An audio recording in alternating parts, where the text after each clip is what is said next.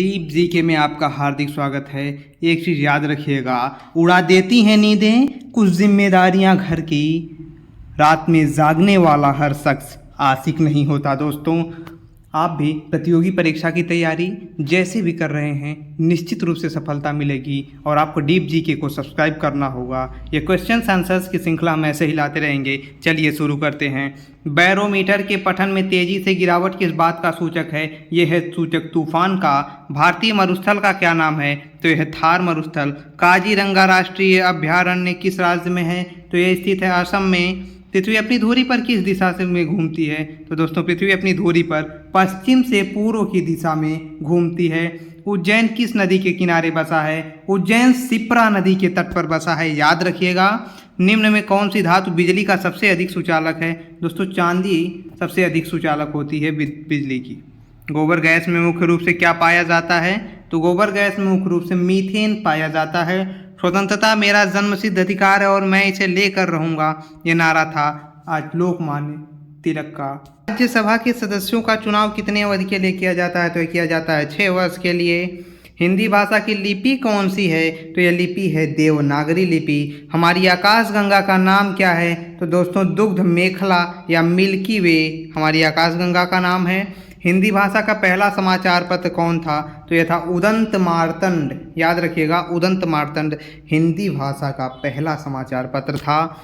तुलसीदास कृत रामचरितमानस हिंदी भाषा की किस बोली में लिखी गई है? तो ये अवधी बोली में लिखी गई है। दोस्तों, आप जानते हैं अवधी, बघेली और छत्तीसगढ़ी ये पूर्वी हिंदी की पर्याय मानी जाती हैं, तो अवधी भाषा में लिखी गई है। हरियाणा के राज्य कवि कहलाते हैं उदय भानु हंस साहब। आधुनिक ओलंपिक खेलों की शुरुआत कब और कहाँ की गई? एथेंस यूनान में 1896 ईस्वी में ओलंपिक खेलों की शुरुआत की गई थी। भारत ने ओलंपिक खेलों में 8 बार स्वर्ण पदक जीता है। वो किस खेल में? तो भारत ने हॉकी में 8 बार स्वर्ण पदक जीता है। भारत ने आखिरी बार हॉकी में स्वर्ण पदक कब और कहाँ जीता था? तो दोस्तों, ये जीता था 1980 में मॉस्को में, रूस में। ओलंपिक खेलों का आयोजन कितने वर्षों पे होता है? तो ये होता है 4 वर्षों के अंतराल पर। अंतर्राष्ट्रीय ओलंपिक समिति का मुख्यालय कहाँ स्थित है? बहुत इंपॉर्टेंट क्वेश्चन है, याद रखिएगा। लूसान स्विट्जरलैंड में है। और एक और चीज़ याद रखिएगा, स्विट्जरलैंड को यूरोप का खेल का मैदान कहते हैं। यूरोप का खेल का मैदान कहते हैं। सन 2012 में ओलंपिक खेल हुए थे लंदन में। ओलंपिक ध्वज में कितने गोले हैं? तो हम सब जानते हैं ओलंपिक ध्वज में 5 गोले होते हैं। एक ओलंपिक में सर्वाधिक स्वर्ण पदक जीतने वाला खिलाड़ी कौन है? ये है माइकल फेल्प्स। क्या गजब की ज़िंदगी इनकी, याद कर कभी एक बार माइकल फेल्प्स की जीवनी आप डॉक्टर विवेक बिंद्रा के चैनल पर देखिएगा। माइकल फेल्प्स ने ओलंपिक में सबसे ज़्यादा बार पदक जीता था, एक ही ओलंपिक में, वो भी स्विमिंग में। सन 2012 के ओलंपिक खेलों में कांस्य पदक जीतने वाली साइना नेहवाल का संबंध दोस्तों अब किस खेल से है? तो यह है बैडमिंटन से है। भारत ने ओलंपिक खेलों में पहली बार किस वर्ष भाग लिया था? तो सन 1900 में भाग लिया था। और सबसे पहले शुरू कब हुआ था ओलंपिक? तो 1896 में स्टार्ट हो गया था। ओलंपिक खेलों में पदक जीतने वाली पहली भारतीय महिला कौन है? तो यह है कर्णम मल्लेश्वरी। प्रसिद्ध झंडा गीत झंडा ऊंचा रहे हमारा, विजय विश्व तिरंगा प्यारा किसने लिखा था? ये लिखा था श्यामलाल गुप्ता पार्षद ने। दोस्तों, डीप जीके को सब्सक्राइब जरूर कीजिएगा ताकि ऐसे ही वीडियोज आप तक पहुंचते रहें। पशुओं में मिल्क फीवर की बीमारी किस कमी के कारण होती है? तो ये होती है कैल्शियम की कमी के कारण। मानव शरीर के किस अंग द्वारा यूरिया को रक्त से फिल्टर किया जाता है? तो दोस्तों, गुर्दे के जरिए रक्त से यूरिया को अलग किया जाता है। किस एकमात्र भारतीय को अर्थशास्त्र में नोबेल मिला है? तो दोस्तों, प्रोफेसर अमर्त्य सेन, ये अमर्त्य सेन है, इनको अर्थशास्त्र का नोबेल मिला है।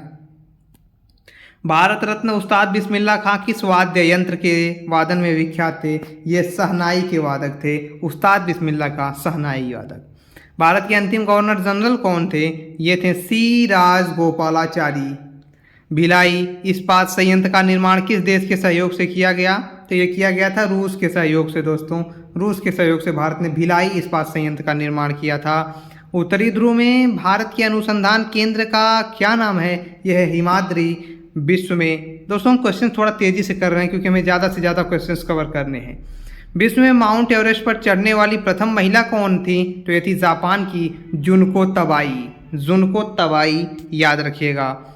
पीलिया किस अंग का रोग है? तो दोस्तों, पीलिया यकृत का रोग है। द्रव सभी दिशाओं में समान दाब पारित करता है, यह कथन किस नियम से संबंधित है? तो दोस्तों यह कथन आपको याद होगा, पास्कल का नियम है ये। क्लोरोफिल का खनिज घटक क्या है? तो क्लोरोफिल का जो मुख्य खनिज घटक है दोस्तों वो मैग्नीशियम माना जाता है। एलपीजी गैस में क्या होता है? बहुत इंपॉर्टेंट क्वेश्चन है ये, है ब्यूटेन होता है एलपीजी गैस में।